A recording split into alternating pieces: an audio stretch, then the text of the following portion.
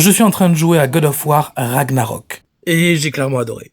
J'avais déjà adoré le précédent et avec celui-ci, j'ai un peu la même sensation. J'ai joué à tous les épisodes de God of War, depuis le tout début et même les opus les moins connus comme ceux sur PSP. Et je trouve qu'ils ont réussi à renouveler la licence, en la rendant un peu plus profonde. Je dirais pas non à un nouvel opus qui mélange les nouveaux avec les anciens. Je trouve que c'est l'un des renouvellements de licence les plus réussis qu'on ait dans le jeu vidéo. Pour l'histoire, on reprend quelques temps après la fin du premier. On a un Kratos qui est toujours aussi assagi avec l'âge, et un Atreus qui a bien grandi. Alors c'est vrai qu'au début, ça semble un petit peu lent cette histoire. Mais plus on avance, plus on plonge dans un univers extrêmement riche, avec un scénario aux multiples couches, et aussi plein de quêtes annexes scénarisées qui ajoutent beaucoup de choses au scénario global. Le scénario tourne autour du Ragnarok et de la guerre contre les dieux, mais aussi d'Atreus et sa double identité, ainsi que les différentes prophéties. Et le tout se complexifie davantage avec plein de nouveaux personnages, plein d'histoires, toutes les relations entre eux, tout le passé, une mythologie nordique qui est vraiment bien représentée, avec des personnages très bien développés, complexes,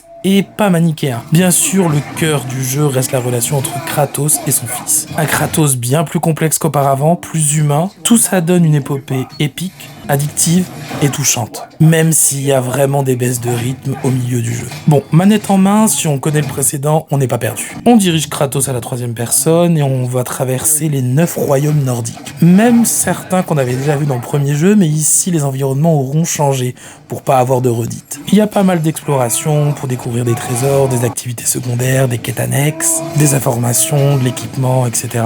On peut tout aussi bien se balader en traîneau ou en barque pour écouter Mimir et ses histoires. Il y a des énigmes, il y a aussi des endroits inaccessibles tant qu'on n'a pas tel pouvoir, et on affronte tout un tas de créatures et de boss. Kratos a toujours sa hache et ses lames, mais aussi pas mal d'équipements inédits, avec des pouvoirs, des amulettes, des armes inédites. Bon, il y a peut-être un peu trop d'équipements, ça devient un peu lourd au bout d'un moment. On peut tout améliorer et customiser comme précédemment. Les combats sont fun, nerveux, et sont très épiques contre les boss. Et Kratos n'est pas le seul personnage qu'on va diriger. Plusieurs séquences nous laissent prendre la main d'Atreus. Il est plus dynamique, plus léger, avec des attaques à distance, mais aussi des attaques au corps à corps. Et il est tout aussi fun à jouer que Kratos. La plupart du temps, on est accompagné par un autre personnage, mais je ne spoilerai pas, parce qu'il y en a plusieurs. Alors, visuellement, j'ai trouvé ça très beau, très contemplatif. Il y a pas mal de beaux jeux de lumière et beaux jeux de couleurs. C'est très varié, très détaillé. Après, tous les panoramas se valent pas. Il y a du travail sur certains et d'autres un peu moins. Les musiques sont très bien et accompagnent parfaitement l'ambiance du jeu. Et les doublages sont excellents. Bien sûr, en VO pour avoir Christopher Judge,